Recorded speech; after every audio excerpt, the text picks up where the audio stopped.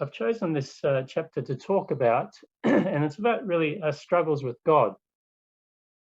Obviously, here it's about Jacob wrestling with the angel, but this little incident here isn't really about just how strong Jacob is and the fact that he was the world's greatest wrestler because he was actually able to defeat an angel. I don't think that that's what this is trying to teach us. So the question is, what is it trying to teach us? And I guess I'll cover that in my short period of time here. But really what this exhort is about is, I want to talk about a little bit of the example of Jacob and his life. And the reason for that is I actually think that Jacob, probably like many characters in the Bible, but Jacob really, what comes out in Jacob's life is just the struggle with his faith from day one. And it really raises a lot of questions, about our own lives. Now, one thing that we learn here about Jacob when he does actually wrestle with God, it occurs at a time of a crisis in his life. Now we know, I didn't get to read the early part of that chapter, but the early part of the chapter is about Jacob finally meeting his demons. So basically, we know the story of Jacob's life, and Jacob was someone who, if you like, lived a charmed life in many ways. He was someone who, by his sheer will, his sheer determination, and his craftiness and his cleverness, he was able to succeed despite the odds in front of him. And so in many ways, Jacob was a very gifted and talented person. What's interesting, brethren and sisters, and in many ways, he was unique. And what's interesting is, all of us are a bit like that. Sometimes we have our low points where we actually don't think very highly of ourselves, but most of the time, we have a self-respect, we have a self-esteem, we have a self-value that we're pretty sure no one else actually sees fully because we know better than anyone else. So there is, even when we're actually in, throughout our life, even when we lack confidence, there is this something in us that says, actually, I'm better than what people think I am, and I'm determined to show it. And look, and many people allow that to become the dominant force in their life, and those people are actually the successful people in this world.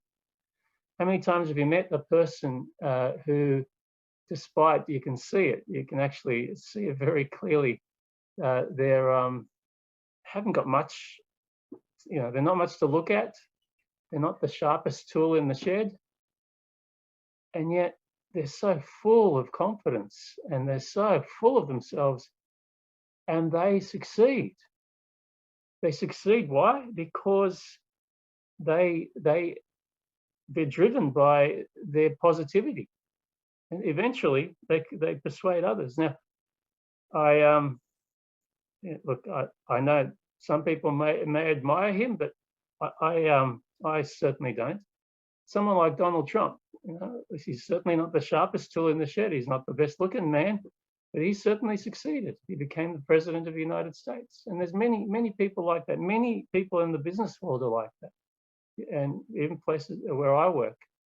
Now, they're not necessarily the smartest. They're not the wisest, but they succeed because of their self-belief.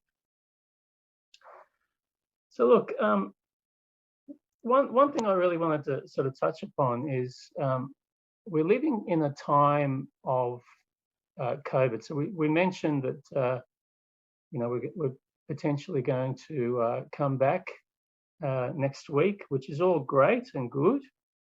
But I'd say, brothers and sisters, if you're anything like me, that there's been a paradigm shift that's occurred during this last probably 2 years.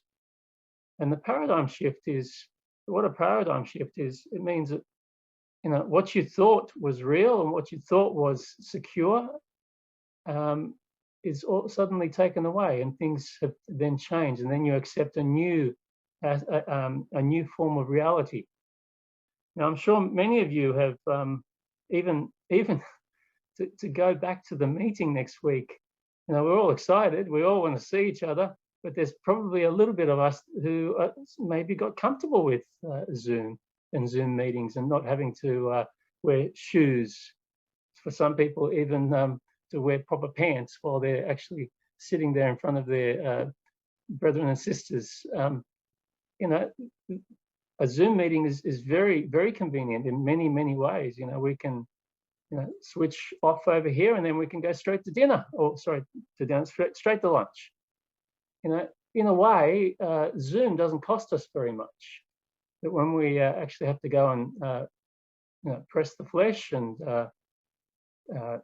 speak to our brothers and sisters and spend time with our brothers and sisters, that's a bit of a cost. We have to get in our car, we have to get up early, to dress up, we have to do all those things.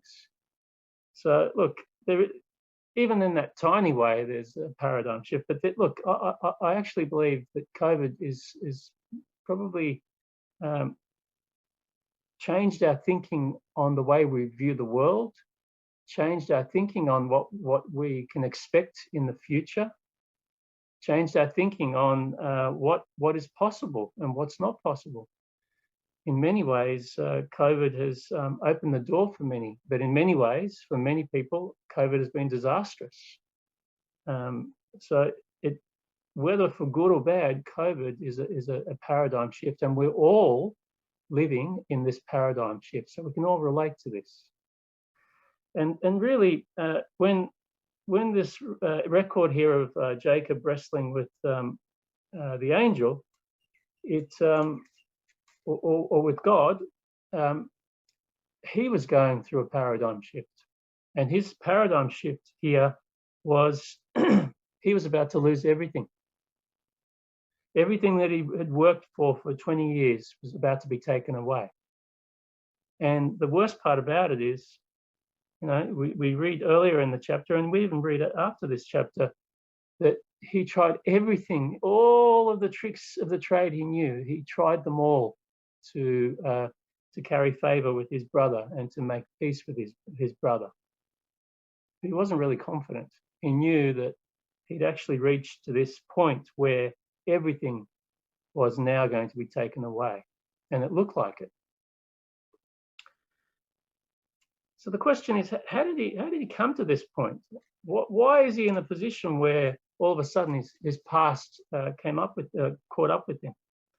I just want to go back, and actually, before I do that, so maybe just, if you've got a Bible, turn to Genesis chapter 25. I'll just be referring to that. But look, before we discuss that, I want to talk about this. I want to ask you this question, or this series of questions. Why are you here today? Now, what is it that makes you come here today? Now, why are you a follower of Christ? Are you a Christadelphian because you were born into it? Are you a Christadelphian because, you've heard about the kingdom and it sounds pretty good, and you just don't want to miss out? Are you here because maybe you're bluffing, and maybe you're hoping that no one notices that maybe, you look a bit more like a goat than a sheep? Or are you here because, you've made a bargain with God? God's been pretty good to you, so I might as well come along. Now, we can come here for many different reasons. But I guess one thing that makes all of us here different from people who aren't here and people who aren't meeting on a Sunday in a church or somewhere, paying their respects to God and remembering their Lord Jesus Christ. Now, those who aren't doing that, well, they're a bit like Esau. So, and that's what I wanted to look at. So, with Esau in Genesis chapter 25, we see Esau had all of the benefits. He was born into a Christian family. His father was someone special. God had made it very clear that he was someone special. His family were the chosen people, and he was a member of these chosen people. But not only that, he was given the birthright. And so the question is, what's the birthright? Is the birthright the kingdom? The birthright actually isn't the kingdom, brothers and sisters. The birthright in this instant was being someone of prominence and actually having the worldly goods of his father, but also being the head of the family, carrying the family name, continuing that family name. So when Isaac passed from the scene, his goods, his household, would be Esau's household, and Isaac's name would be his name, and Isaac's legacy, Isaac's faith, hopefully would carry on with Esau. Yet he was Esau, someone who was born into this position.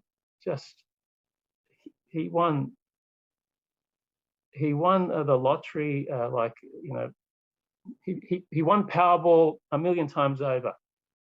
The problem is he didn't know it. The problem is he looked at himself, and Esau had all of the other gifts as well. Esau was he was a man's man. He was a hunter. He had the ladies. He had the wealth. He had the power. He had all of his life ahead of him, and he was going to live it. The one thing that he didn't have is he didn't have an appreciation of what he actually had, or the actual true wealth that he had. And the true wealth that he had was to be lucky enough to be part of the family of God. And so when his brother Jacob, who it's interesting in if you go back a few verses, it says verse 27 says, so the boys grew, and Esau was a skillful hunter, a man of the field, but Jacob was a mild man, dwelling in tents. He was a bit of a sissy boy, you know. He wasn't a hunter. He wasn't strong. He wasn't, the man's man. He didn't have the ladies falling over him. You know, he wasn't going to take over the household. He wasn't going to take over the name. But his brother was. What Jacob did have that his brother didn't have is he saw some value in what in what Esau didn't value. Now I'm going to put it to you that the value that Jacob saw actually wasn't that much better than the value that Esau saw, and I'll show you that in a few minutes. But nonetheless, he saw value.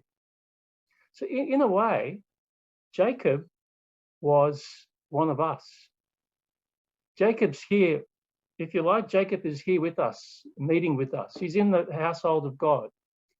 He's come on a Sunday morning to pay his respects. Now, we don't know, and we'll see his true motivation, but he didn't have the right motivation, I don't believe, at this stage.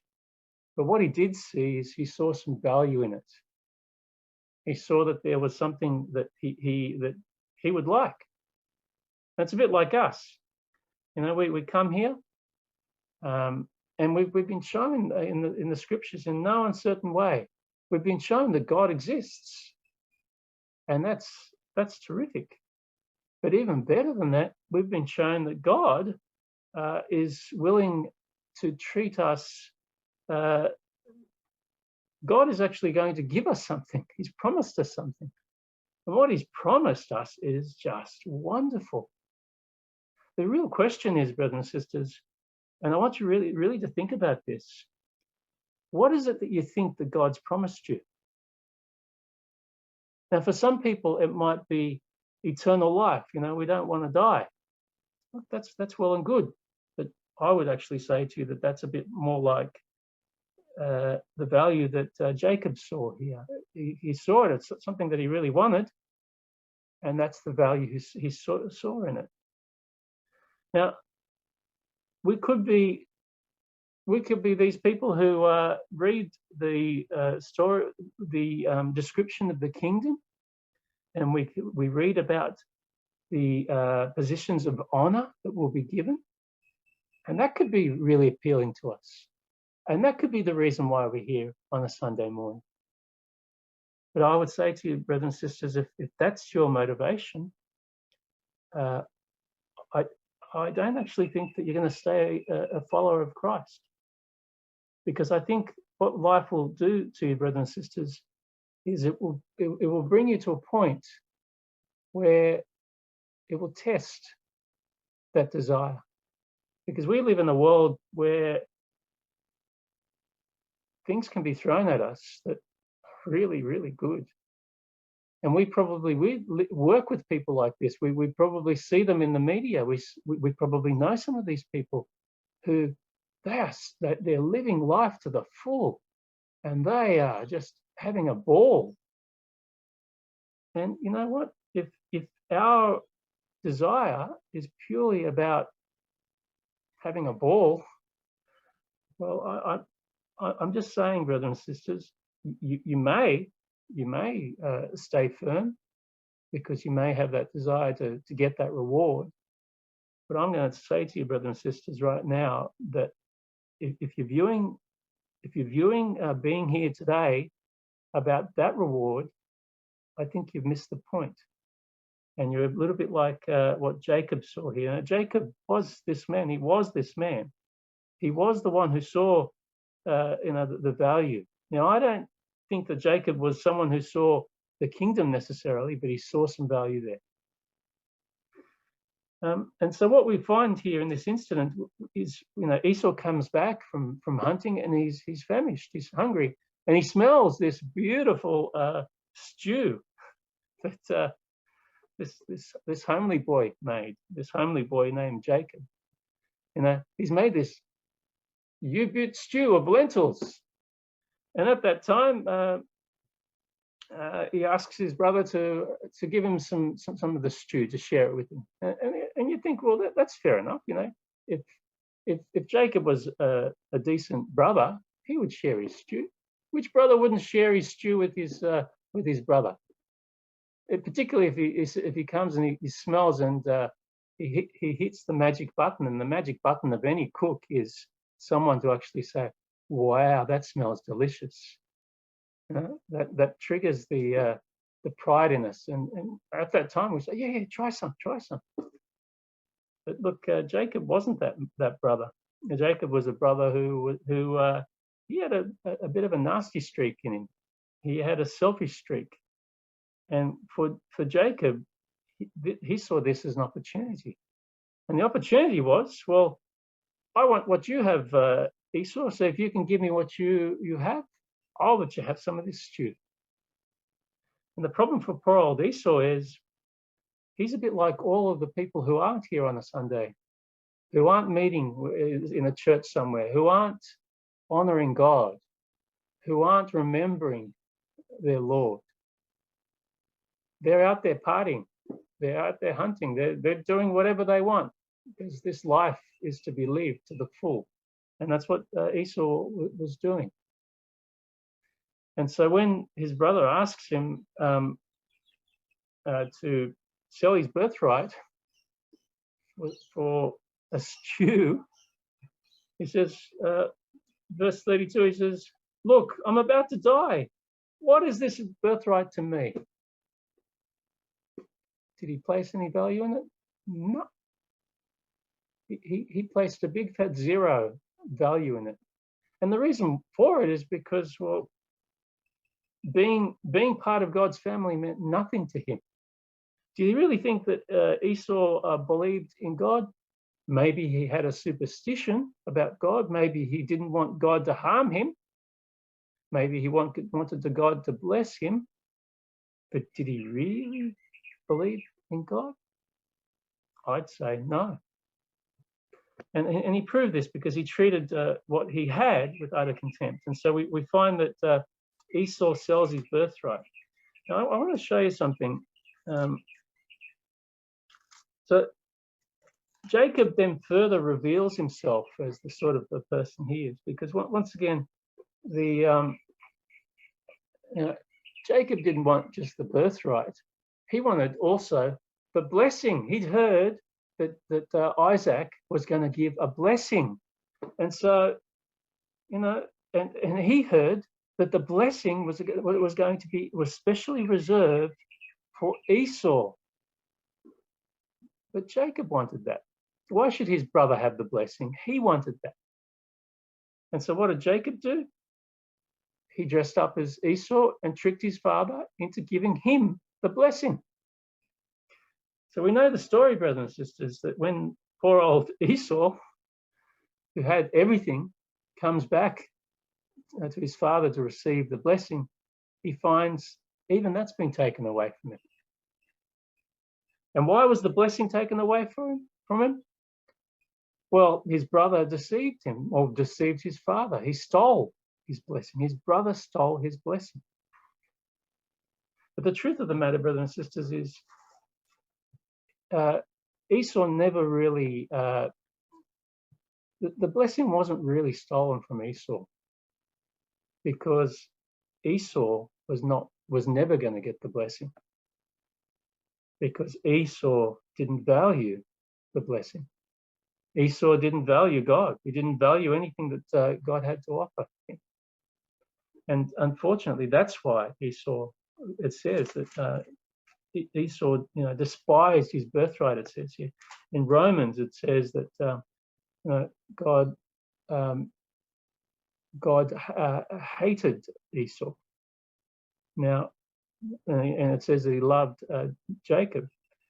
It's interesting, when you actually look at the record, you'll actually see that it's a little bit of a reflection of the ultimate position of both. Esau, throughout his life, demonstrated that really he despised what God had to offer. Jacob, and I'll say this, ultimately got to a position where he actually valued very much what God had to offer. But the question is, did Jacob value what God had to offer when he had to flee from his brother? It says, so let's have a look. It's in chapter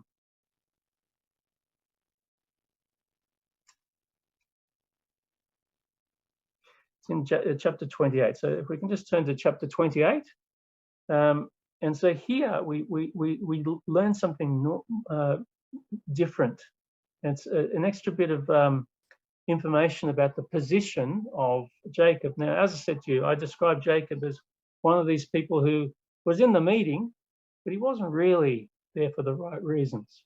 And I think this one demonstrates it to us.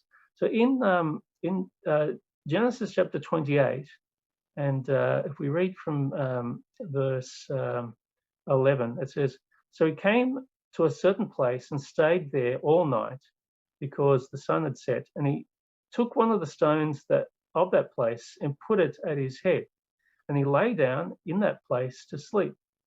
Then he dreamed, and behold, a ladder was set up on the earth, and its top reached to heaven. And there the angels of God were ascending and descending on it. And behold, the Lord stood above it and said, I am the Lord, God of Abraham, your father, and the God of Isaac. The land on which you lie I will give to you and your descendants. Also your descendants shall be as the dust of the earth. You shall spread abroad to the west and to the east, to the north and the south. And in you and in your seed, all of the families of the earth shall be blessed. Verse 15, behold, I am with you, and I will keep you wherever you go. I will bring you back to this land, for I will not leave you until I have done what I have spoken to you. And so, brothers and sisters, here we have this incident where in this vision, in this dream, God reveals himself to Jacob, but he doesn't just reveal himself. He shows him two things. He shows him his promise, but just as importantly, and probably more gloriously, he shows him his son, because that's what this Jacob's ladder is all about. You see, here we have a ladder that goes from the earth right up to heaven. And this ladder reached right up to the throne of God, if you like. And we have these angels that were going from the earth up to God's presence, and from God's presence down to the earth. We know, brothers and sisters, that God has given us his son as the only means whereby we can go into his very presence. And we also know that if we through his son, God can actually come and dwell in us. And that's what he tells us very clearly in these in the actual blessings here, that through his seed, all of the families of the earth would be blessed. It's clearly, we know, as Christadelphians, as Bible students, we know that that is talking about Christ, no doubt about it. Now, so it's talking about the promises, but there's a personal promise here, brothers and sisters. And this promise is really important. It says, as he says there in verse 15, behold, I am with you and will keep you wherever you go and will bring you back to this land, for I will not leave you until I've done what I've spoken to you. So you can see, brothers and sisters, this is the two aspects here. God has revealed to him salvation through his son. But he's also made a personal promise, a personal commitment to Jacob here. Now, all of us here, brothers and sisters, all of us who have been baptized and who have accepted Christ, all of us, God has made a special commitment to. And that commitment is just like he made to Jacob, brothers and sisters. Wherever we go, God will be there. And God will bring us to the land of promise. And the reason we know that, brothers and sisters, is because he's spoken to it. He's told us. He's promised it. In Hebrews, we're told that God swore by himself. He swore by his own name that he would keep those promises. And so that's the security we have when we become baptized into his son. We become, if you like, someone who God reaches out to, and God will never leave us. God will be there with us. And he will take us to the destination. Now, I'm just going to throw this in there, brothers and sisters. Do you think Jacob was ready to accept the promise? Do you think you're ready to accept the promise? So what is the promise? It is the promise, the kingdom. I'd say to you, brothers and sisters, no, that's not the promise. The promise is that God is going to take you to the destination. Now, what did the ladder show? The destination was angels going up in his very presence. Brothers and sisters, that's the reward that I hope for. And I'm hoping, brothers and sisters, that ultimately all of us here have the same view, that that is the promise. That's the blessing. To be in the very presence of God is the ultimate reward. To have God never leave us is the ultimate reward. And God has given us his Son that he might bring us close to him. Brothers and sisters, there's nothing more powerful than that concept. If you ever grasp that as the reward, there's nothing that's going to shake your faith, brothers and sisters, because that is something that isn't dependent on this life. It's not dependent on what we receive on this life, the fortune we have in this life, or anything. That is a unique, special gift. So let's have a look at Jacob again. So Jacob, he's actually sitting amongst us here. He's listening to the same thing. He saw Christ, and he saw the promise that God gave him, the promise that God would never leave him, and that God would fulfill in him the final destination.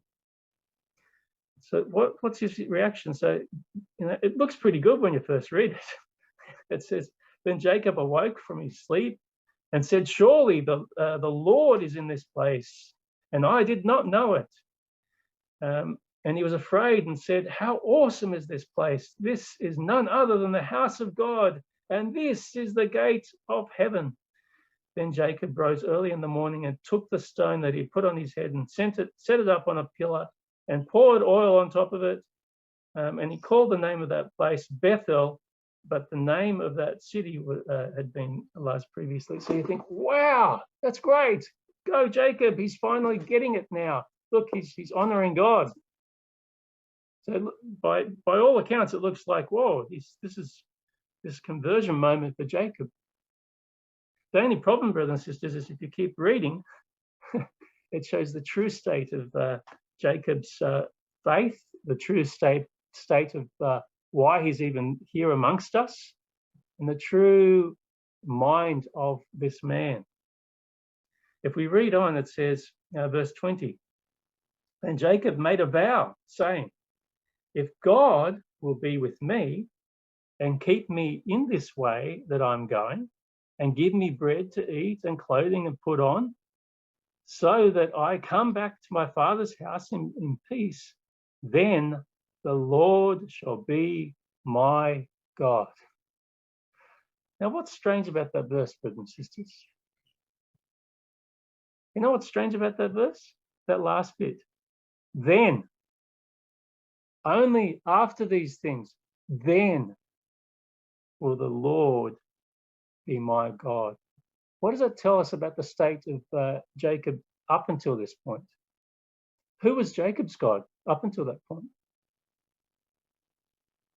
Nominally, God, only because he didn't really care any more than that for the foreign gods. But do you really think that God was Jacob's God in the past? Absolutely not. So when he sought the birthright, when he sought the blessing, was it because he loved God? Was it because he loved what God meant and what he stood for? No. God wasn't his God back then. That's not what he was grasping for. He was grasping for something that his brother had, and he wanted it. He could see some value in it. And even now, as he was sitting amongst us, did he get it? Could he see it? No, brothers and sisters, he couldn't see it. Because to him, at this point, it's still a transactional relationship. God's going to give me the kingdom. I'm going to be made a ruler. I'm going to have many nations come to me. I'm going to be elevated. Now, that's the transactional relationship that Jacob had. And that's what he says here. If he does this, well, God's going to be my God. Oh, I'll take your God. You can be my God. And that's the position that he was in. So you can see Jacob wasn't this great man of faith at this point in his life. He was just someone who came to the meeting. He came to the meeting because he was born into it. He came into the meeting because, well, he could see there's some pretty, it's a great promise here. Now, look, I want to share this with you. In this world, brothers and sisters, people buy stocks on the stock market. And one thing that's really interesting when you look at the stocks on the stock market is those stocks are just shares of a company. So probably the biggest company in the world today is Tesla. And if you look at Tesla, Tesla recently has been valued at over $1 trillion. That's like, correct me if I'm wrong because I'm terrible at maths, but I think that's 1,000 billions or something like that. Is it 1,000? Or yeah, is it one? Anyway, it's a big number anyway, whatever it is. The point is, and this is the question: is Tesla, the company, worth that much? Well, certainly in people who are buying shares of that company, it is worth that much. But when you look at actually what Tesla produces and how much profit they actually made in a year, you know, up until I think last year, they hadn't made a profit. I think last financial year was the first one they made a profit. And I think it was in the order of, it was a tiny amount, 60 million or something like that. Now, how is a company that's made a tiny profit worth $1 trillion? Well, there's two factors in play here, brothers and sisters. And one of the key factors is, you know, value is subjective. Value is whatever anyone says it is, or whatever anyone is willing to pay for it. So many people buy these shares and they pay extraordinary amounts of money for these shares in this company because they see value in it. Now, I'll put it to you. Do you think most people, when they buy Tesla shares, are really green and they just love electric cars? I'd put it to you that most people that buy shares in Tesla couldn't give a rat's about the environment, couldn't give a rat's about the electric car. They just don't want to miss out. They can see that Tesla shares are going through the roof, and the projections are they're going to continue to go through the roof. Why? Because this world's hitting a paradigm shift, and the paradigm shift is we're going to go from gasoline cars or petrol cars to electric cars, and Tesla is the leader of that. So they know and they can see that Tesla value is going to go through the roof. And so in the market, there's these concepts. One of them is called FOMO, FOMO, and what it stands for is fear of missing out. Now, I'll put it to you, brothers and sisters, Jacob was in the FOMO category. He could see there's some value in this God business. He could see it. There could be great rewards. And so he wasn't going to miss out. He's going to stick faithful to being a follower, a part of God's family, because of what was promised to him. But really, his relationship was he just didn't want to miss out, just in case. Do you think he really, truly believed in God? Well, maybe he did, but do you think he really valued God? That's a different question. I don't think he did at this stage, because how? After everything that he's gone through, he's even had God in a vision reveal himself and give him the special witness of his son and the special promise and assurance of the relationship he wanted to have with him. And even then, Jacob says, well, if you can give me that, yeah, you can become my God. So I want to put it to you, brothers and sisters, are you here today because you have FOMO? You have fear of missing out? And if so, brothers and sisters, well, you're in the same position as Jacob here. It's this transactional relationship. Well, I might as well hang around here because, the rewards are great. But it's the wrong reason, brothers and sisters. And so we haven't got time to look at all of Jacob's life, but we know the story, brothers and sisters. Despite he goes over to his uncle Laban's place, and his uncle is really a man. He's cut from the same cloth. He doesn't realize it. He's actually cut from the same cloth as his uncle Laban. Laban wasn't really a very faithful man. He wasn't an honest man. One thing that he was good at, he was very crafty, and he was very greedy for gain. And he could see the value of this world's goods, and Laban was all about that. The only problem for Laban is he met his match, because Jacob could do a deal. And the problem for Laban, because I think Laban was a pretty good businessman and a very crafty man, the problem for Laban was he didn't realize it, that God was on Jacob's side. You see, what Jacob did have is he had some magic. He knew that God was on his side. So he now had this magic power. Whatever form that magic came about, no matter what happened to him, he was going to get back up, because that's who he was. And you know what? As I said to you, Jacob was like so many of these people who had their ambition was so much greater than even their own ability, but they succeed because of that. And so, look, if we keep going, I want to just take you to this one last. Well, there's only a couple more sections I'm going to go to, but I want to go to the point where Jacob flees from Laban. So if we go to Genesis chapter 31, we know the story, brothers and sisters. Rachel, Jacob's wife, steals the household god, and Laban, who's really annoyed that his whole family's been taken away from him, stolen in his view by Jacob, stolen in the dead of night.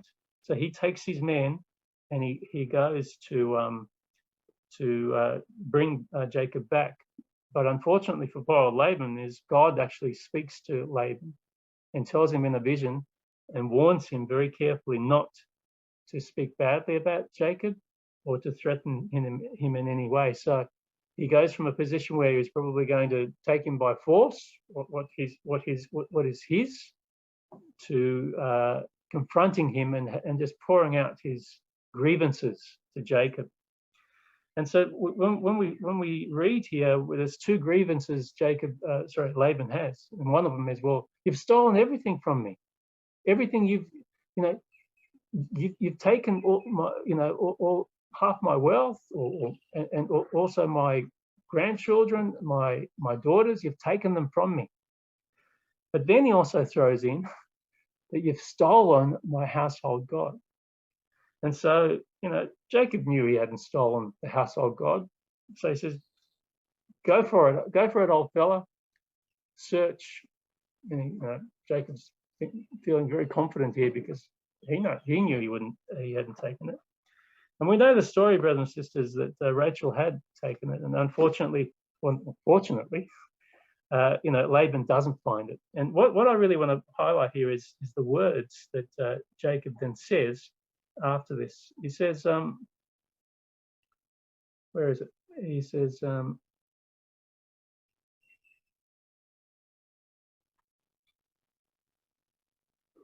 it's in verse 36. So look at the way then Jacob speaks to his father-in-law. And once again, this gives us a real insight into the mind of and to the frame of mind of Jacob. He says, then Jacob was angry and rebuked Laban. And Jacob answered and said to Laban, what is my trespass? What is my sin that you have so hotly pursued me? Although you have searched all my things, what part of my household things have you found? Set it here before my brethren and your brethren, that they may judge between us both. In other words, he's rubbing his father-in-law's nose in it, really sticking the knife in. And then he continues, verse 38. These 20 years I've been with you. Your ewes and your female goats have not miscarried their young, and I've not eaten rams of your flock. That which was torn by beasts I did not bring to you. I bore the loss of it. You required it with my hand, whether stolen by day or stolen by night. There I was in the day. The drought consumed me, the frost by night, and my sleep departed from me. Thus I have been in your house 20 years. I served you 14 for your 2 daughters and 6 years for your flock, and you have changed my wages 10 times. So once again, what comes out very clearly, brothers and sisters, is I did this, I did that. Now, do you really think that Jacob by himself was staying in these freezing nights by himself and on these boiling hot days by himself? I don't think so. I think actually Jacob had a lot of servants with him. So his servants bore all that, but no, it was him, because everything was him, brothers and sisters. There is an acknowledgement of God towards the end there, but it's not the main message here, brothers and sisters. The message is sticking the knife into Laban and proudly talking about the self-made man that he was. And so, brothers and sisters, that's the position that Jacob had. Jacob was this successful man. He'd reached the pinnacle, brothers and sisters. He'd fought with the devil and won. He'd beaten the devil in his own game, and he'd won. The only problem is, brothers and sisters, when we get to chapter 32, all of a sudden his past catches up with him. He's heading back towards Jacob, and he sends off goods and presents for his brother, but his servants come back and say, look, Esau's coming to meet you. But not only that, he's coming to meet you with a host of his men. I think is it 400 men. So when, unfortunately for Jacob, as soon as he hears that, I'm sure his blood went cold, because he realized that the sins of his past were now going to catch up with him. But not only that, everything that he had worked for so hard for 20 years was now going to be turned to dust. Even his very life would be taken away. The lives of his family would be taken away. And that's the position that he found himself. And it's interesting. So we find then Jacob here at this point in his life is at the very lowest point to this stage of his life. And it's at this stage, brothers and sisters, that he turns to prayer to God. And he says in verse 9, he says, then Jacob said, O God of my father Abraham and God of my father Isaac, the Lord who said to me, return to your country and to your family, and I will deal with you. I am not worthy of the least of all the mercies and all the truth which you have shown your servant. For I crossed over this Jordan with my staff, and now I have become 2 companies. Deliver me, I pray, from the hand of my brother, from the hand of Esau, for I fear him, lest he come and attack me, and the mother with the children. For you said, I will surely treat you well, and make your descendants as the sand in the sea, which cannot be numbered for multitude. So, brothers and sisters, we see it, and you can see it in those words. There's a change here, brothers and sisters. In this prayer, there's an acknowledgement that actually Jacob isn't worthy of what God had promised him. God isn't worthy of what he was going to receive. But at this stage, Jacob realizes that actually everything could be taken away. And at this stage, he's even questioning, I'd say, whether God has abandoned him. And brothers and sisters, if you live long enough in this world, all of us are going to reach a point in our life where it feels like everything we have is going to be taken away. And the question, brothers and sisters, is how will we respond? Now, in the stock market, as I was saying to you before, there's this other concept, and it's called FUD. Right? Now, fear of missing out is, about missing out on the chartwards upwards. FUD is what happens when stocks crash. When stocks suddenly fall in value, all of a sudden the market is in FUD. And what does FUD mean? Fear, uncertainty, and doubt. And that's the position of Jacob here. He was in fear. He didn't know what the outcome would be. And he even doubted whether and maybe he doubted because he realized, well, actually, I'm not worthy. Why would God come and save me? I'm not worthy. But he still, brothers and sisters, did turn to God. So the question is, brothers and sisters, when those bad times come in your life, as they inevitably will you have fear and uncertainty and doubt? Now, I'll say to you, the answer is yes, you will. All of us go through it. All of us go through fear. All of us go through uncertainty. All of us, if we're truly honest, have doubt. But are we going to allow the fear and uncertainty and doubt to cause us to abandon the value of what we put value in before? Now, it's like a self-fulfilling prophecy with stocks. Whoever gets caught up in FUD and actually sells after a big drop-off, it's like a foregone. It's a fulfilled prophecy, because yes, they've lost. They have lost. Now they sell up because they think, well, I don't want to lose everything. But usually they've lost most of it anyway. When it reaches the point of fear and uncertainty and doubt, it means that the value of what they had has dropped so suddenly that now they have no certainty, and they have fear and they have doubt. So people that sell at that point, they lose. They're the losers. The ones that hold on, the ones that actually know the true value and haven't based their value purely on speculation, and have based that value on something that they can visualize and can see is a true value, they're the ones that hold on. And ultimately, if a stock has value, it will go back up.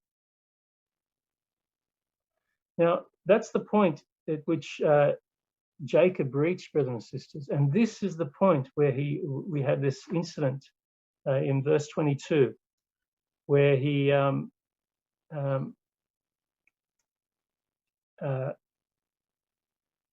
verse 24, it says, then Jacob was left alone, and a man wrestled with him until the breaking of day. Now, when he saw that he did not prevail against him, he touched the socket of his hip, and the socket of Jacob's hip was out of joint as he wrestled with him. So here we have this story of the wrestling of Jacob. Now, so many times I used to think, brothers and sisters, that this was all about a little bit of a parable of that Jacob had been wrestling with God all of his life. And it's true, he had been wrestling with God all of his life. But I actually don't, the more I look at it, And the more I look at the circumstances, the more I realize that it's actually not that. It's not that. And the reason I say that is when you look at this story, we're told that Jacob wrestles with God. Now, clearly, he wasn't wrestling with God here. He was wrestling with an angel. I'll also put it to you this. How does Jacob go from this sissy man who lives in tents to being the world's most powerful wrestler who can wrestle an angel of God all night and the angel can't prevail against him? I think it's obvious, brothers and sisters. It's not meant to be taken literally that Jacob wrestled with this angel and he was stronger than the angel. I don't think that that's the case. Not at all. I think what this is all about is the angel was testing Jacob. God was testing Jacob. Here was Jacob at this moment of crisis, this time of fear, uncertainty, and doubt. And what did Jacob do? Jacob, I would say to you, had finally seen the true value of what he actually had all along. And I believe, brothers and sisters, and that's proven in the prayer that he gives to God. But now, brothers and sisters, we've got a test of that resolve, a test of that prayer. And now the question is, Jacob, do you want me? Fight me for it. Do you really want me? Well, cling to me. And we know, brothers and sisters, that it didn't matter what happened to Jacob. Even this sissy man was going to hold on for dear life. Now, I'm telling you, Jacob was not a wrestler, right? But he held on for dear life. Was the angel using angel power? Absolutely not. He was just toying with him.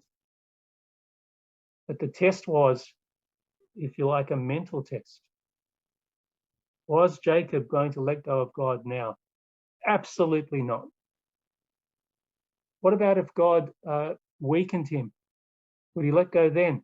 No. Brothers and sisters, that is the making of Jacob. That is Jacob all of a sudden reaching a point where he now no longer sees this, has a transactional relationship with God. He's clinging to God with all of his might because he knows that God is all he has. But not only that, God is more valuable than anything else that he has in his life. And brothers and sisters, when you reach fear and uncertainty and doubt in your life, when you reach that crisis point, hold on, brothers and sisters. Don't let go. When that happens, brothers and sisters, sometimes it'll feel like God's touched the ball of your hip as well, and you've been knocked for six, and you love God, and you've been brought down even further. Don't allow that to make you let go, brothers and sisters. Hold on. Because ultimately, brothers and sisters, we need to value what we have. And we need to trust and believe that when God says, I'm not going to leave you. I'm going to be with you. Even when we can't see the evidence of that in our life, we need to believe that, brothers and sisters. And we need to cling onto that. Because God has actually revealed to us, and all of us here, brothers and sisters, his beloved Son. And that vision of Jacob's ladder shows us very clearly where the destination is. And the destination, brothers and sisters, the reward for us is to be in his very presence. No longer having fear and uncertainty, doubt, but being able to see God face to face. Having this relationship with God that is real. Now, at the moment, all of us, brothers and sisters, all of us that meet here today, we've all got an element of doubt because we can't see what our faith sees. But brothers and sisters, God has promised us through his Son that he's going to take us to himself. And he's sworn to us by his own name. So brothers and sisters, let us take the exhort of Jacob's life. And we can see at the moment of crisis in Jacob's life was when he actually finally saw the value, something that actually he had all along. Brothers and sisters, I want you to look at your own life and think about where you place your value. What is it that you hold most sacred in this world? And then I want you to think about losing that.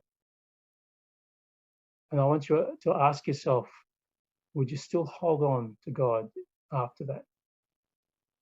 And if the answer is yes, well, you're here for the right reason. So brothers and sisters, let us now, I guess, remember our Lord. He is the one that has brought us close to our Father. And he has also promised, brothers and sisters, that he would never leave us. And so, brothers and sisters, let us take comfort in this as we break this bread and we drink this wine. Thank you.